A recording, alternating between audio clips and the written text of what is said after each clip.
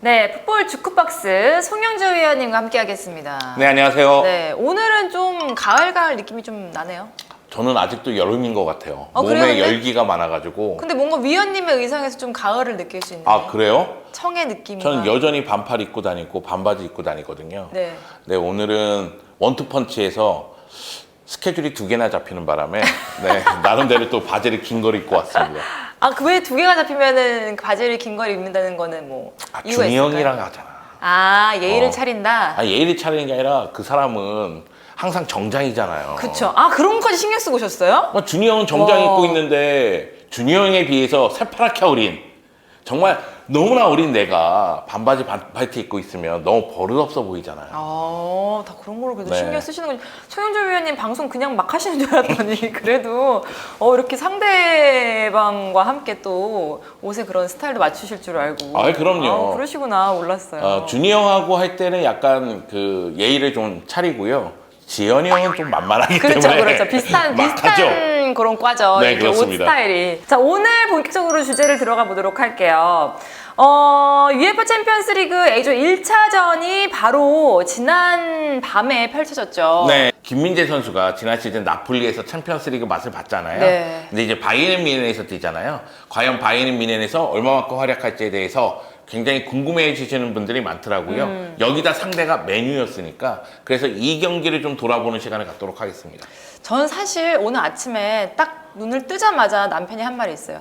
맨유 또 졌어. 그 얘기를 하더라고요. 그러니까 맨유 또 졌어요. 왜냐면 맨유가 2경기 패배하면서 3연패를 당했습니다. 그쵸. 아스날, 브라이튼, 바이에른 뮌헨에게 3연패를 당하는 모습이고 맨체스터 유나이티드 같은 경우에는 저희가 이미 얘기했지만 팀 분위기가 좋지 못하죠. 부상 선수가 너무 많은데 안토니는 사생활 문제가 있고 네. 산초는 감독하고 불화설이 나왔고 그 가운데서 선수단 구성이 어려운데 브라이튼전 끝나고 나서 라커룸에서도 마찰이 있었다는 이야기가 있었거든요. 그쵸. 그러다 보니까 맨체스터 유나이티드는 바이에른 뮌헨 원정에서 어려움을 겪을 것이다. 이런 예상이 지배적이었는데 물론 결과론적으로 패배를 당하긴 했지만은 3골이나 넣었기 때문에 저력을 입증했다. 이런 생각이 들었어요. 네. 근데 사실 초반에 보니까 좀 맨유 쪽으로 흐름을 가져가기도 했었거든요. 네, 경기 초반에 맨체스터 유나이티드 같은 경우에는 테나그 감독이 전체적으로 미드필드의 에너지 레벨을 높이고 나왔습니다. 그렇기 때문에 중원 다툼을 할 때 맨체스터 유나이티드가 힘을 발휘하는 모습이 있었거든요. 특히 이제 왼쪽 라인에 레시포드, 레길론, 에릭센이 움직이면서 왼쪽에서 파고들면서 득점 기회를 만드는 장면도 있었어요. 물론 골을 넣는 데는 실패를 했지만 그러다 보니까 초반 흐름은 맨체스터 유나이티드가 가져가면서 경기를 잘 치르는 모습이었어요. 그쵸. 하지만 상대가 바이에른 뮌헨이었잖아요. 바이에른 뮌헨의 투엘 감독도 이 경기 준비를 상당히 잘해갖고 나온 게 티가 났습니다. 네. 초반에 상대의 에너지 레벨, 압박 이런 부분에 대해서 좀 고민을 하긴 했지만은 결국은 공격을 전개할 때 데이비스, 라이메르를 위로 올리면서 이 두 명의 김빈재, 우파메카노 센터백 그리고 그 위에 있는 미드필더 키미, 고레츠카 이 4명을 바탕으로 해서 빌드업을 전개하는 모습이 나왔고요. 그리고 한 번에 넘기면서 좌우 측면에 있는 그나브리, 자네를 최대한 이용하는 모습이 나왔어요. 해리 케인 인터뷰 보니까 경기 끝나고 나서 토마스 투엘 감독이 조금 더 밑으로 내려와서 연결고리 역할을 해주면서 측면 공격수들이 들어갈 수 있는 공간을 좀 만들어주고 네. 연결해주기를 원했다는 이야기를 하더라고요. 그런 상황에서 결국은 이 자네 선수가 28번에 선제골을 넣게 되죠. 케인과 원투 패스 받고 나서 안쪽으로 들어가면서 바로 처리하는 모습이 나왔었는데 깔끔한 마무리가 나왔고요. 요 골로 인해서 전반전 분위기가 완전히 흐름이 바뀌는 바뀌었죠. 거죠. 네. 그러니까 맨체스터 유나이티드가 흐름을 잘 타고 있었는데 득점기에서 골을 못 넣었거든요. 그 가운데에서 자네 선수가 선제골을 넣으니까 그거를 시점으로 해서 결국 이제 바뀌게 되는 거고 전반 끝날 때까지 바이에른 뮌헨이 말 그대로 이 경기의 흐름을 완전히 잡아나갑니다. 네. 그렇게 된 상황 속에서 조금 더 이 경기에 대해서 좀 특별하게 보신 점이 있었을까요? 저는 바이에른 뮌헨이 일단은 측면 쪽에서 들어가는 움직임이 너무 좋았다고 생각해요. 그나브리라든가 자네 선수의 움직임이라든가 마무리가 전반전에 너무나 좋았기 때문에 힘을 발휘했고요. 그리고 김민재 선수가 아까 전에도 얘기했지만 빌드업에도 관여를 하고 그리고 수비 뒷공간 커브도 너무 잘해줬거든요. 그러니까 김민재 선수가 바이에른 뮌헨이 3골을 허용했음에도 불구하고 이 경기에서 평점이 그렇게 나쁘지가 않아요. 네. 그 이유는 전반전에 맨유에게 흐름이 있을 때 그 흐름에서 결국 수비 쪽에서 커버를 굉장히 잘해줬다는 거죠. 그렇기 때문에 김민재 선수는 제 역할을 하는 모습이었었는데 바이에른 뮌헨은 확실히 강하구나 이걸 느꼈습니다. 다만 후반전에 고레츠카라든가 키미를 거쳐가는 공격에서의 조금 아쉬움은 있었거든요. 그렇기 때문에 아마 3-3 미드필더가 필요했던 건 아닌가 그런 생각은 좀 들었고요. 그리고 토마스 투엘 감독이 경기를 제대로 파악하고 있구나 이런 생각이 든 것은 앞서 나가는 상황에서도 후반전에 계속해서 공격수를 바꿔줍니다. 네. 그러니까 맨체스터 유나이티드는 밀고 나오면서 공격을 전개할 수밖에 없는 상황이니까 계속해서 공격수를 바꿔주면서 계속 뒷공간을 노리는 모습이 나왔고 이것이 적중했기 때문에 4-3으로 승리를 거두게 되는 거죠. 그래서 바이에른 뮌헨은 역시 강하다. 이게 다시 한번 느껴지는 경기였고요.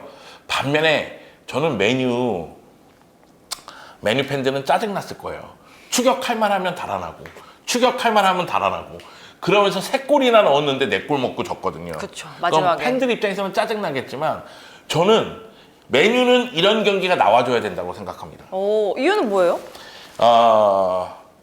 지금 축구 팬들은 박지성 선수가 맨체스터 유나이티드로 이적하면서 이 프리미어 리그라든가 맨체스터 유나이티드에 대한 관심이 높잖아요. 네. 근데 그 전부터 본 세대 쉽게 얘기해서 한준희 해설위원이라든가 네. 장지현 해설위원이라든가 저 같은 경우는 맨체스터 유나이티드는 역전의 명수예요. 아, 원래 그렇죠. 네.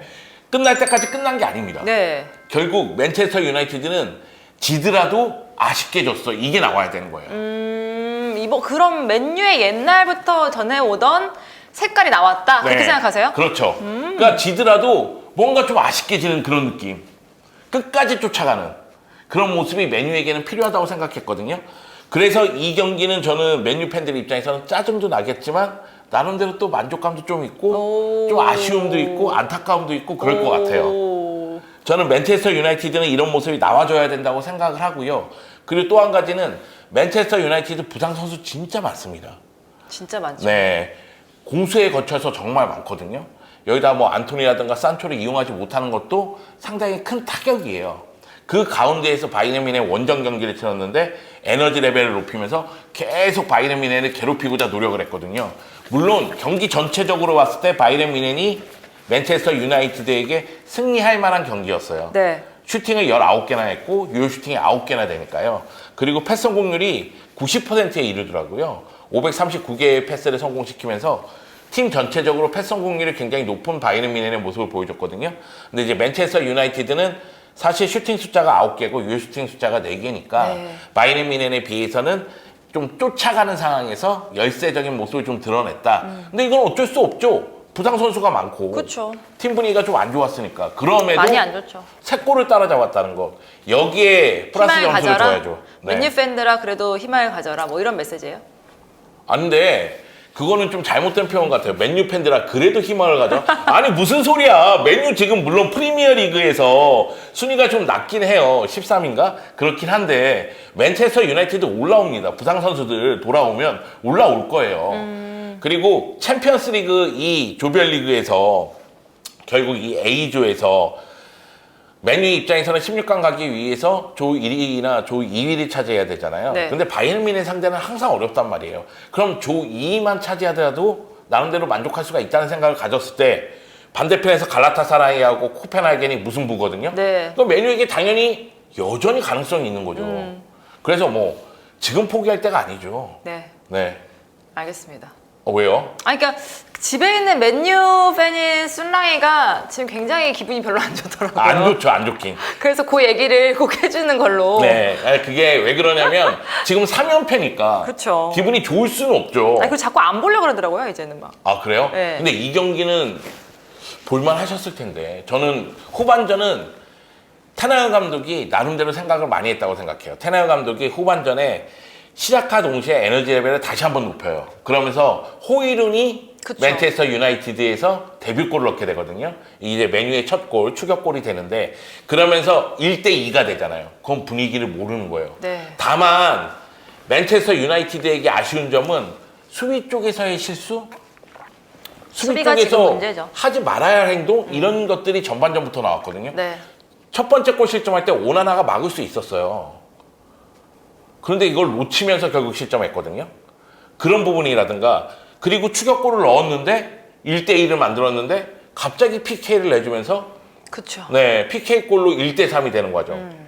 그러니까 바이에른 뮌헨의 토마스 투엘 감독 같은 경우에는 이길 만한 경기였다.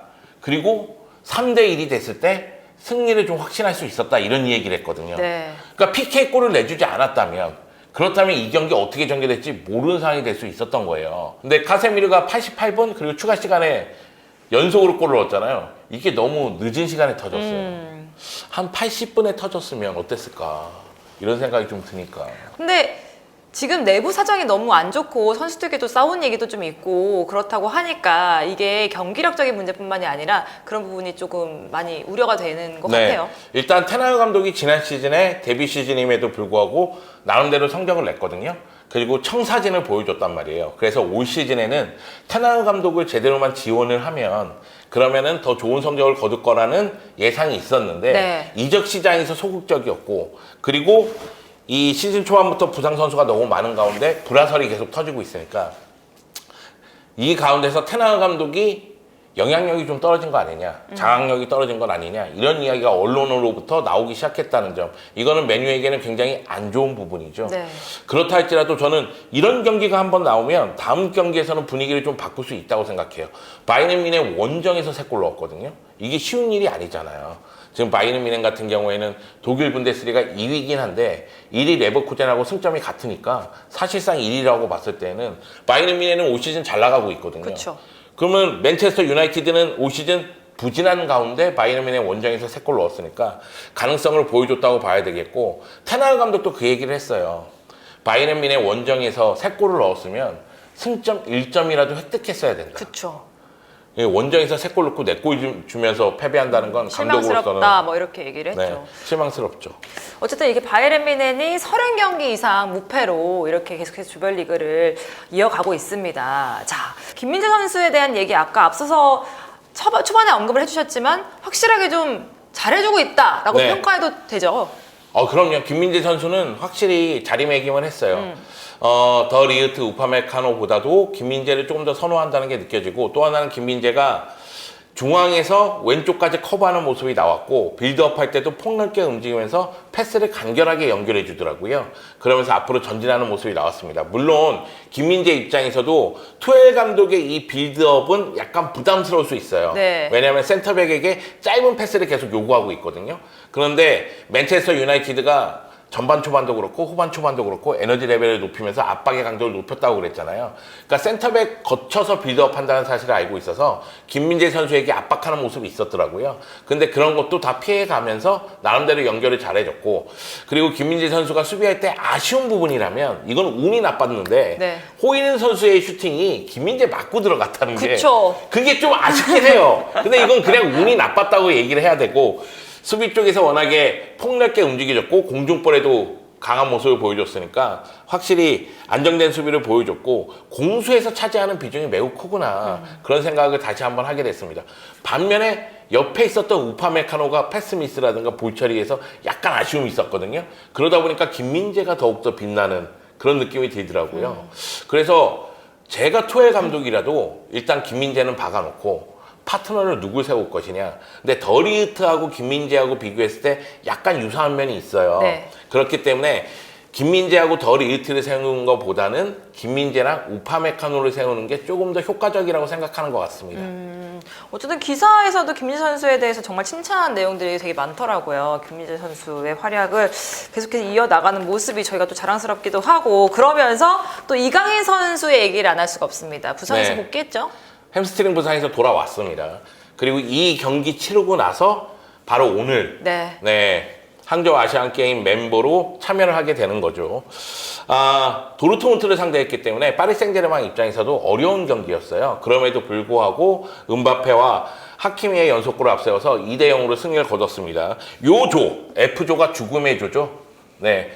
파리 생제르맹과 도르트문트가 대결을 펼쳤고, 그 전에 바로 밀란과 뉴캐슬이 대결을 펼쳤으니까 네. 누가 올라가도 이상하진 않겠지만 일단 파리가 가장 먼저 웃었다는 것. 그래서 지금 이 순간 F조 1위를 차지하고 있다는 점, 이 점이 중요하고요.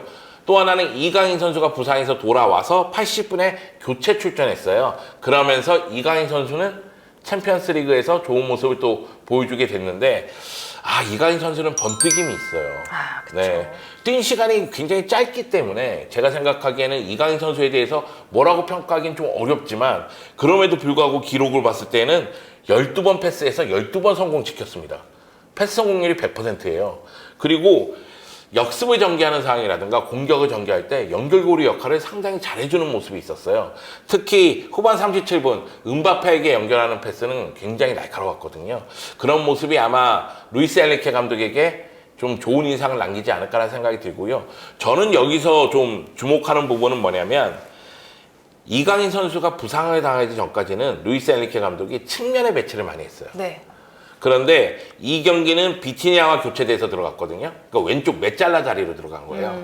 근데 이강인 선수가 측면뿐만이 아니라 중앙 쪽에서 뛸 수 있다는 사실을 루이스 엔리케 감독도 알고 있지만 중앙 쪽에서 조금 더 많이 출전 기회를 잡기를 저는 바랬거든요. 왜냐면 측면이 너무 강해. 네. 왜냐면 은바페, 우스망 덴벨레 막 이런 자원들이 있잖아요. 그쵸. 그걸 봤을 때는 중앙 쪽에서도 좀 많이 출전 기회를 잡았으면 좋겠다 이런 생각이 있었는데 이제 중앙 쪽에서도 뛰기 시작했다는 점은 의미가 있다. 그런데도 어쨌든 짧은 시간에 좋은 모습을 보여줬기 때문에 기회가 더 늘어날 수도 있을 네. 것이다.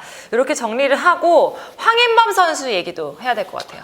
황인범 선수가 이적 시장에서 좀 고생을 했죠. 그러면서 올림피아코스에서 트르베나 지베즈다로 이적을 하게 되는데요.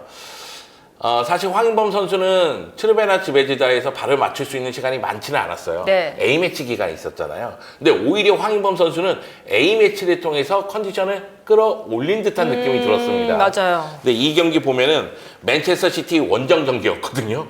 당연히 어려운 경기고 그리고 1대3으로 패배하긴 했습니다. 물론 부카리 선수가 선제골을 넣으면서 나름대로 힘을 발휘하는 모습은 있긴 있었지만 맨체스터 시티가 후반전을 완전히 지배했어요. 그러다 보니까 트르베나 지베즈다가 패배하는 모습이 나왔는데 황인범 선수는 이미 중심 역할을 해주고 있더라고요.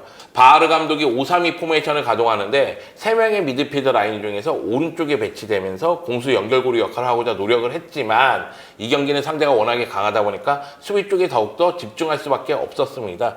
황인범 선수도 이 어려운 상황에서 볼터치를 32번이나 가져갔고 패스 성공률이 좀 낮은 편이긴 했지만은 역습을 많이 하다 보니까 패스 성공률이 좀 떨어졌거든요. 네. 79%를 기록하는 모습이 나왔고요. 그리고 전체적으로 봤을 때는 역시 공수에서 엔진 역할을 좀 할 수가 있다. 이것이 다시 한번 입증되는 경기가 아니었나 그런 생각이 들었습니다. 황인범 선수가 이 경기가 챔피언스리그 데뷔전이죠. 그래서 경기 뛰기 전에 인터뷰를 보면 맨체스터 시티를 상대로 개같이 뛰겠다고 했거든요. 정말 열심히 뛰더라고요. 네, 경기 끝나고 나서 새벽에 시청해주신 축구 팬들에게 너무 감사하다고 개인 SNS에 글을 올리는 모습이 있었습니다. 저는 그 얘기가 좀 마음에 남았어요. 어디서든 성장하겠다. 그렇게 얘기해주는 게. 근데 그 얘기는 거짓말이 아니죠. 황인범 선수는 어디서든 성장하죠. 대전에서도 그렇고, 네, 이 밴쿠버에서도 그렇고, 루빈카잔에서도 그렇고, 서울에 와서도 그렇고, 또 올림피아코스도 그렇고, 트르베나 지베즈다도 그러니까 황인범 선수는 어디 가서든 제 역할을 하는 선수라고 보면 되겠고요. 다만 황인범 선수가 걱정되는 부분은 그거예요. 이적이 막판에 이루어졌기 때문에 네. 그러니까 올림피아코스하고 황인범 선수가 계약 기간에 대해서 의견이 달랐어요. 그러다 보니까 마찰이 좀 있었거든요. 제가 지난 시즌 올림피아코스 해설할 때만 하더라도 올림피아코스가 황인범을 정말 애지중지했습니다. 이건 진짜 스타다. 네. 우리 팀의 보배다. 막 그러면서 애지중지했거든요. 그래서 황인범을 팔 생각이 없었던 거예요.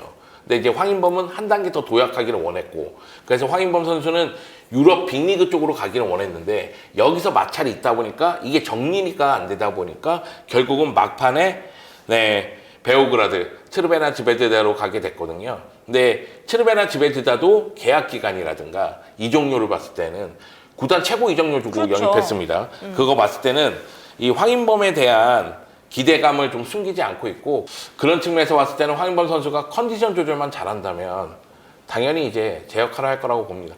황인범 선수 제가 자꾸 걱정하는 건 그거예요. 뭐요?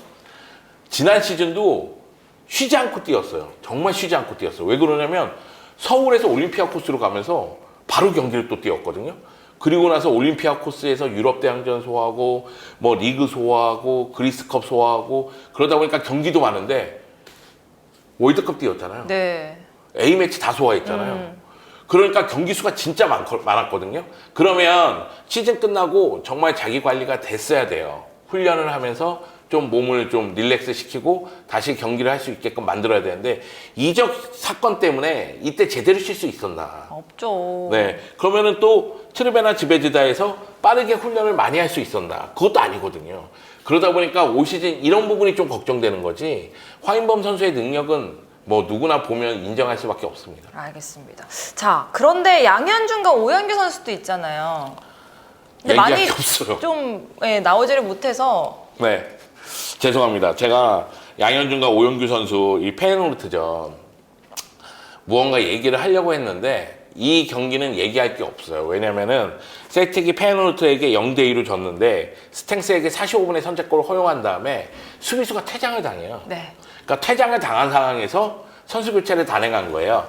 그러다 보니까 양현준은 좀 빨리 들어갔습니다. 58분쯤에 들어갔고 오영규는 82분에 들어갔거든요. 근데 두 선수 모두 수적 열세 속에서 뛰다 네. 보니까 보여줄 수 있는 게 거의 없었어요. 다만 양현준 선수는 침투할 때 속도는 여전히 살아있다.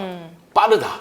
이건 다시 한번 느꼈는데 이 경기는 제대로 파악하기가 좀 어려워서 다음 경기에서 좀 파악을 해야 되지 않을까라는 생각이 좀 들고요. 요 얘기는 좀 드리고 싶어요. 김민재의 바이에른 뮌헨, 이강인의 파리 생제르맹, 더 높은 곳에서도 볼 수 있는 팀입니다.